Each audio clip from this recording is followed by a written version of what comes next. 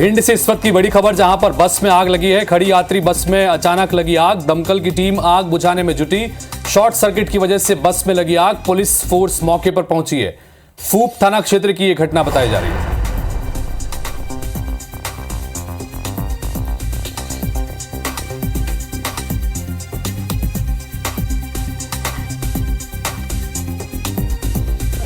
नीरज आ रहा है, Neeraj.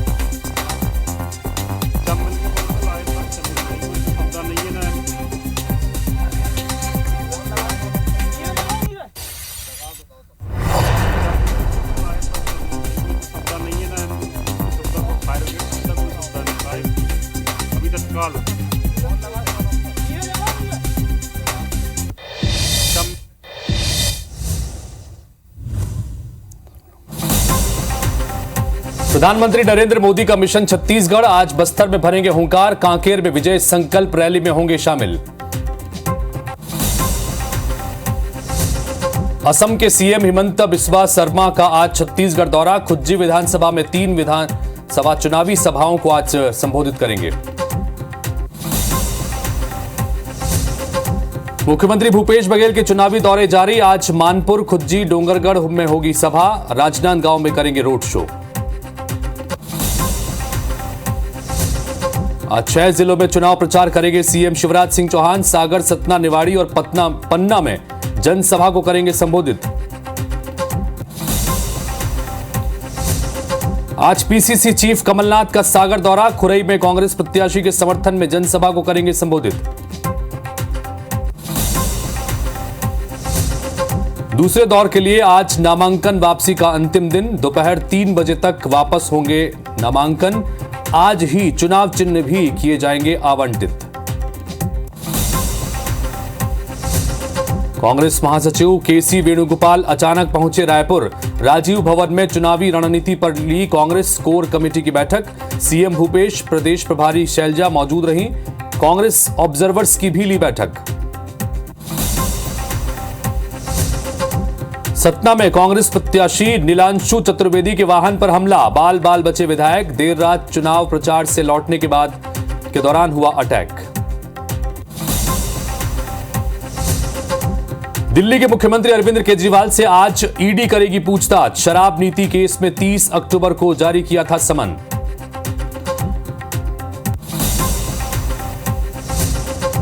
World cup में आज भारत और श्रीलंका के बीच मुकाबला। मुंबई के वानखेड़े स्टेडियम में खेला जाएगा मैच।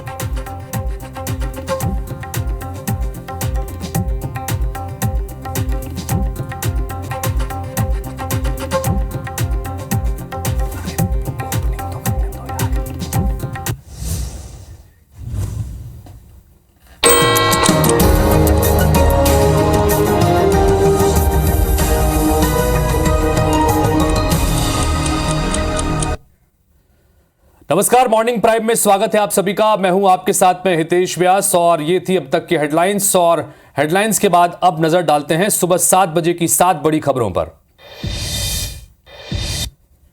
मराठा आरक्षण के पक्ष में महाराष्ट्र की सभी पार्टियां। शराब नीति केस में ईडी सीएम अरविंद केजरीवाल से आज पूछताछ करने जा रही है।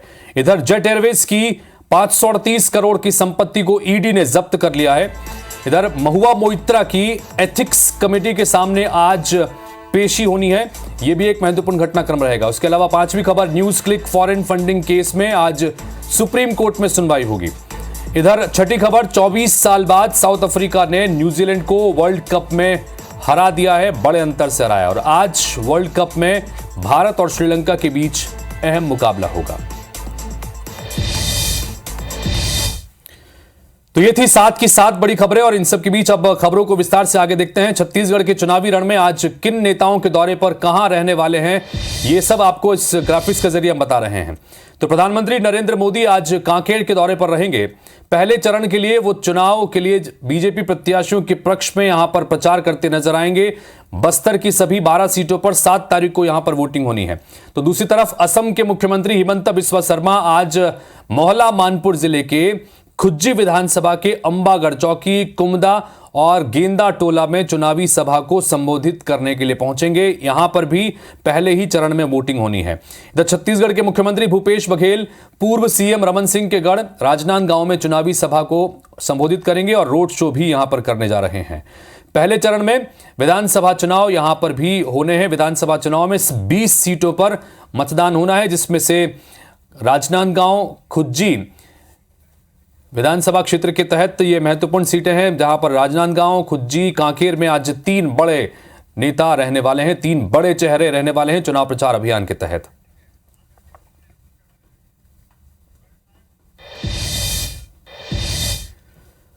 और अब आपको मध्य प्रदेश के नेताओं के चुनावी दौरे की जानकारी भी दे देते हैं। तो सबसे पहले बात करें मुख्यमंत्री शिवराज सिंह चौहान के। मुख्यमंत्री शिवराज सिंह चौहान टीकमगढ़ दौरे पर रहेंगे, जहां वो आम सभा को आज संबोधित करने वाले हैं।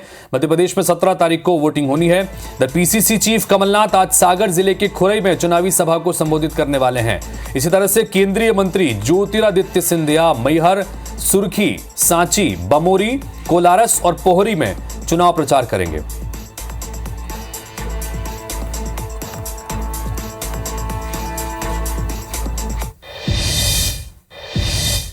17 से इस वक्त की एक बड़ी खबर आपको दिखा रहे हैं, जहां पर चित्रकूट एमएलए के वाहन पर हमले की खबर निकल के आ रही है। चित्रकूट एमएलए नीलांशु चतुर्वेदी के वाहन पर हमला हुआ है। कांग्रेस से प्रत्याशी हैं नीलांशु चतुर्वेदी। चुनाव प्रचार के दौरान ये पथराव हुआ है। बाल बाल बचे हैं विधायक नीलांशु चतुर्वेदी। देर रात प्रचार से लौटने के दौरान हमला हुआ। मझगवां से मिचकुरिन के बीच में यह घटना हुई है। तो चित्रकूट से विधायक हैं नीलांशु चतुर्वेदी। आज उनके काफिले पर देर रात जो है हमला किया गया। चुनाव प्रचार के अभियान में लगे हुए थे और चुनाव प्रचार से वापस लौटने के दौरान जब थे तो रास्ते में उनके ऊपर पथराव किया गया है। हालांकि बाल बाल बच गए हैं विधायक नीलांशु चतुर्वेदी। तो 17 से ये बड़ी खबर आपको दिखा रहे हैं। मृदुल पांडे हमारे सहयोगी इस वक्त फोनलाइन पर जुड़ने से बात करते हैं। मृदुल, देर रात प्रचार से लौट रहे थे नीलांशु चतुर्वेदी और उनके काफिले पर हमला हुआ है, क्या कुछ जानकारी आ रही है इसमें? देखिए, देर रात हमारी बात भी हुई है। जो प्रत्याशी हैं कांग्रेस के और वर्तमान विधायक हैं नीलांशु चतुर्वेदी, उन्होंने बताया कि पूरा दिन वे अपने ब्लैक कलर की जो स्कॉर्पियो है उनकी गाड़ी, उस पर वो प्रचार कर रहे थे। और जब देर रात मझगवां से मिचकुरीन के लिए जब जा रहे थे तब आदि रास्ते में ही उनके साथ उस गाड़ी पर ही पथराव हुआ, जिस गाड़ी पे वो पूरा दिन प्रचार करते रहे। लेकिन इसमें अच्छी बात यह रही, जो विधायक नीलांशु चतुर्वेदी ने हमें बताया कि जब घटनाक्रम हुआ उसके कुछ देर पहले ही उनका एक घर पे मीटिंग थी, जिसके कारण से वे पीछे की गाड़ी में आने का निर्णय लिए और उस गाड़ी जिस पे वो प्रचार कर रहे थे उस गाड़ी से वो उतर गए और वो दूसरी गाड़ी पे बैठकर और इस जो काफिला था उसके पीछे आ रहे थे। लेकिन जो हमलावर थे उन्होंने घात लगा के बैठे हुए थे, वो उसी गाड़ी पे हमला किए जिसपे नीलांशु चतुर्वेदी पूरा दिन प्रचार करते रहे। और अच्छी बात रही कि उस गाड़ी में वो मौजूद नहीं थी, क्योंकि गाड़ी में जब पथराव हुआ वो दुर्घटनाग्रस्त हो गई, वो रोड से नीचे उतर गई और काफी डैमेज हुई है गाड़ी। और जो गाड़ी में जो लोग सवार थे उन्हें मामूली चोटें आई हैं हालांकि। लेकिन तो मृदुल, क्या जिन लोगों ने हमला किया उसके बारे में कोई जानकारी मिल पाई है मृदुल? देखिए, जो विधायक से हमारी जो बात हुई है उनसे हमने ये जानने की कोशिश भी की कि ये हमला किसने किया। तो उन्होंने इस बात से हालांकि अनजान खुद को बताया है। उन्होंने कहा है कि विरोधियों का ही ये काम हो सकता है, लेकिन अभी ये स्पष्ट रूप से कह पाना नहीं मुश्किल होगा कि ये हमला किसके द्वारा कराया गया है। किसी प्रकार से कोई नाम अब तक सामने नहीं आ पाया है, लेकिन पुलिस को इस बात की शिकायत की गई है, मझगवां थाना पुलिस को। पुलिस इस पूरे मामले की जाँच कर रही है। जी मृदुल, बहुत शुक्रिया इस तमाम जानकारी के लिए आपका। तो सतना में चित्रकूट से एमएलए हैं, उनके वाहन पर हमला किया गया है। चुनाव प्रचार से लौट रहे थे। हमला किसने किया ये फिलहाल जांच का विषय है।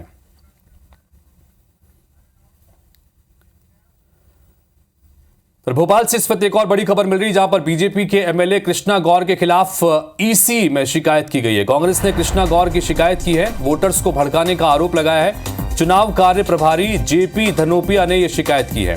कृष्णा गौर के भाषण वीडियो की भी निर्वाचन आयोग को दिए गए हैं। वीडियो में कृष्णा गौर ने बयान दिया है कि हिंदू महिलाओं के लिए करवा चौथ मनाना होगा मुश्किल।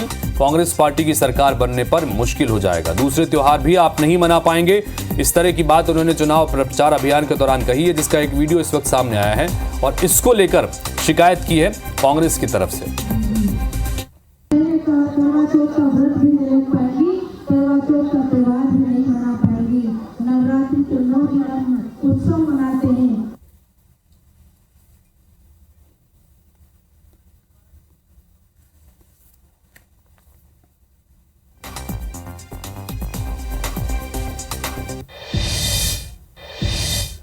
तो रायपुर स्थित राजीव भवन में कांग्रेस के राष्ट्रीय महासचिव केसी वेणुगोपाल ने लोकसभा पर्यवेक्षकों की एक बैठक ली है। बैठक में सीएम भूपेश बघेल, प्रदेश कांग्रेस प्रभारी कुमारी शैलजा, उप मुख्यमंत्री टीएस सिंहदेव, चंदन यादव, विधानसभा अध्यक्ष डॉक्टर चरणदास महंत मौजूद रहे। पर्यवेक्षकों की बैठक के बाद कांग्रेस के कोर ग्रुप के सदस्यों की बैठक के लिए मुख्यमंत्री निवास के लिए सभी रवाना हो गए। पर्यवेक्षकों की बैठक के बाद केसी वेणुगोपाल ने कहा कि सभी ने पॉजिटिव रिपोर्ट दी है। एक बार फिर से कांग्रेस बहुमत से जीतकर राज्य में सरकार बनाएगी। वहीं प्रधानमंत्री नरेंद्र मोदी के दौरे को लेकर कहा कि वे भाजपा के प्रचार के लिए आ रहे हैं। वहीं टीएस सिंहदेव ने कहा कि कोर कमेटी की बैठक में जो भी चर्चा हो उस पर प्रधानमंत्री को लेकर चर्चा नहीं होगी, पर बात तो तय है।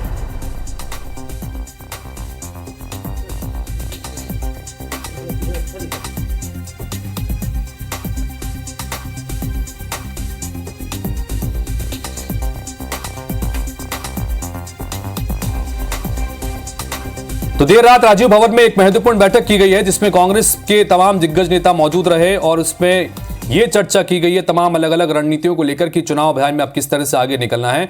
इन सब के बीच हमारे सहयोगी स्टार जैन सीधे जुड़ गए हैं, उनके पास चलते हैं। स्टार, कल देर रात राजीव भवन में एक महत्वपूर्ण बैठक हुई, उसके बाद कोर ग्रुप की बैठक सीएम आवास में जाकर भी हुई है। जाहिर सी बात है कि चुनाव है और चुनाव में किस तरह से आगे बढ़ना है इसको लेकर रणनीति पर मंथन किया गया। क्या कुछ चीजें निकल के सामने आ रही है इस बैठक से संबंधित?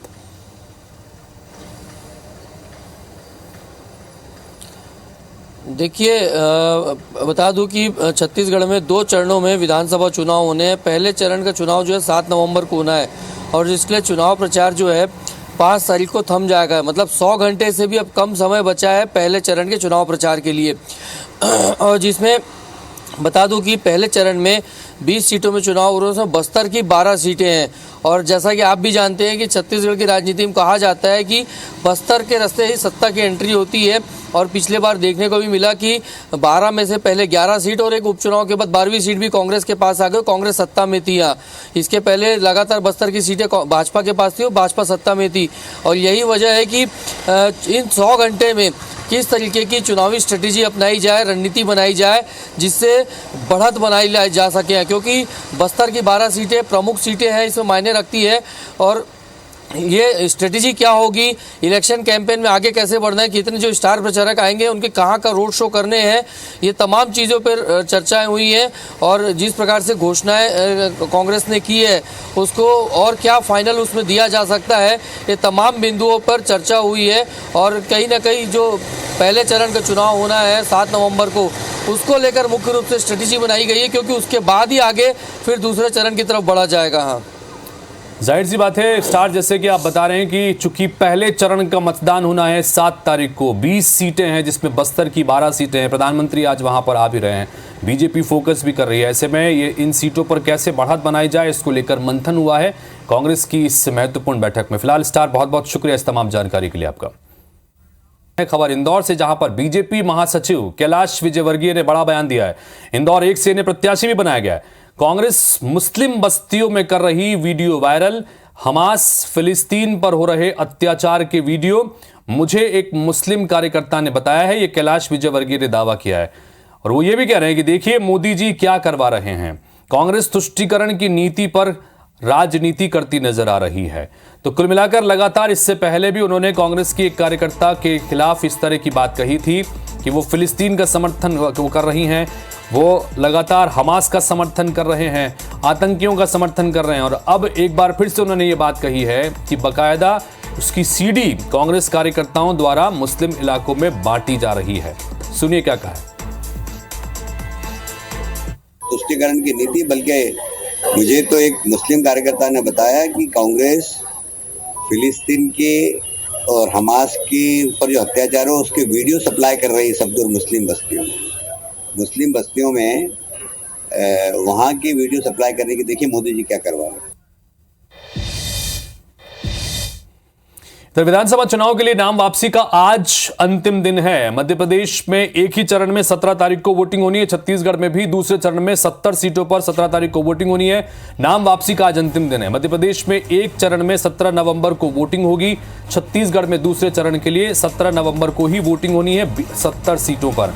3 दिसंबर को IBC 24 पर सबसे तेज नतीजे आपको हम दिखाएंगे। लेकिन आज का दिन इसलिए महत्वपूर्ण क्योंकि एक ही चरण में मध्य प्रदेश के विधानसभा चुनाव होने हैं और 70 सीटों पर छत्तीसगढ़ में दूसरे चरण की वोटिंग होनी है। ऐसे में कई सारे बागियों ने बगावत करके मैदान में उतरे हैं, नामांकन फॉर्म जमा कर लिया है और आज आखिरी दिन है। क्योंकि नामांकन फॉर्म जमा करने के बाद से लेकर अभी 2 दिन का वक्त पार्टियों को मिला। ऐसे में लोगों की मान मनोबल की गई। अब कितने बागी आज 3 बजे बाद भी मैदान में रहते हैं, ये तस्वीर आज साफ होगी। सब कुल मिलाकर पार्टियों की धड़कनें भी आज बड़ी रहेंगी कि आखिर 3 बजे तक मान मनोबल का दौर चलता रहेगा और 3 बजे बाद एक्चुअल तस्वीर साफ हो जाएगी कि मध्य प्रदेश की 230 विधानसभा सीटों पर कितने प्रत्याशी बचेंगे, छत्तीसगढ़ में भी कितने बचेंगे। तो कुल मिलाकर नामांकन वापसी का आज महत्वपूर्ण दिन, 3 बजे का समय, और यह महत्वपूर्ण है चुनाव के आगे की परिदृश्य के हिसाब से।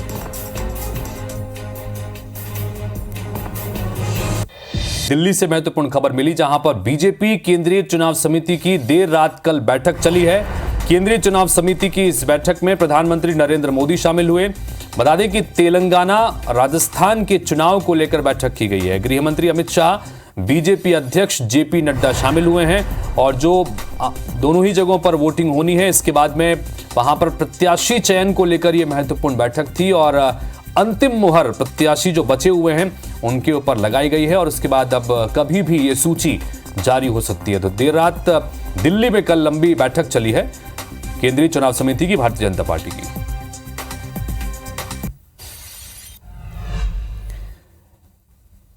दिल्ली से एक और महत्वपूर्ण खबर, जहां पर ईडी के सामने आज पेश होने वाले हैं दिल्ली के मुख्यमंत्री अरविंद केजरीवाल। अरविंद केजरीवाल से आज ईडी पूछताछ करने वाली है। दिल्ली में शराब घोटाले के मामले में यह पूछताछ होगी। आम आदमी पार्टी ने इसे बीजेपी की साजिश बताया है। दिल्ली के सीएम को गिरफ्तार करना चाहती है बीजेपी, ये आम आदमी पार्टी की तरफ से बयान आया है। ये बीजेपी की 2024 के चुनाव को लेकर रणनीति है। आम आदमी पार्टी ने यह आरोप भी लगाया है, इंडी गठबंधन के नेताओं को गिरफ्तार करना चाहती है आम आदमी पार्टी की तरफ से, इस तरह की बात कही गई। जो बता दें कि ईडी ने समन दिया है, आज का समन है, आज पूछताछ होगी ईडी की अरविंद केजरीवाल से। इससे पहले डिप्टी सीएम मनीष सिसोदिया फरवरी से ही इस मामले में जेल में बंद हैं। दूसरी तरफ आम आदमी पार्टी के सांसद संजय सिंह को भी इस मामले में गिरफ्तार किया गया है और आज की यह पूछताछ बड़ी महत्वपूर्ण।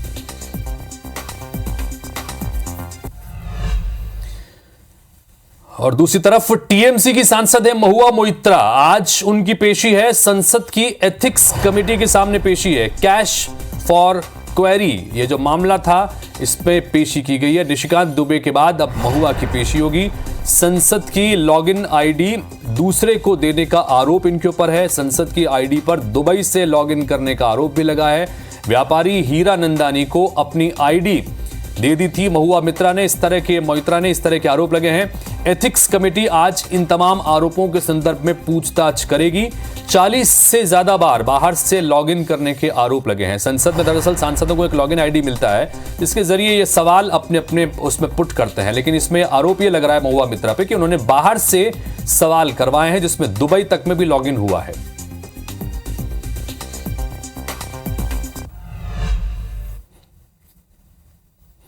तो यूपी के इटावा में एनकाउंटर की खबर आई है, जहां पर पुलिस और बदमाशों के बीच एनकाउंटर हुआ। एक बदमाश को पुलिस ने गिरफ्तार कर लिया। बदमाश के पैर में गोली लगी है। गिरफ्तारी के बाद अस्पताल में उसे भर्ती कराया गया है। इटावा से खबर आ रही है, जहां पर यह एनकाउंटर की खबर है। पुलिस और बदमाशों के बीच में एनकाउंटर हुआ और एक बदमाश को पुलिस ने इस दौरान गिरफ्तार कर लिया है।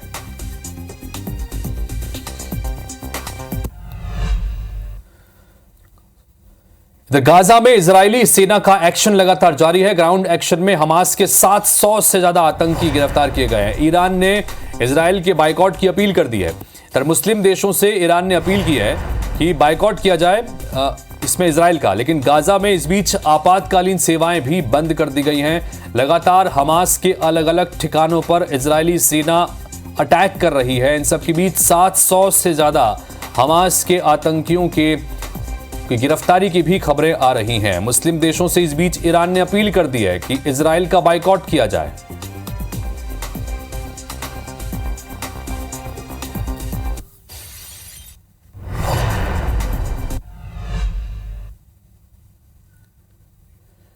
इन सब के बीच बता दें कि अब कौन बचा मैदान में, ये महत्वपूर्ण आपको फैक्टर बताते हैं, चूंकि आज नामांकन वापसी का आखिरी दिन है और इसके बाद तस्वीर साफ हो जाएगी कि अब कौन बचा मैदान में।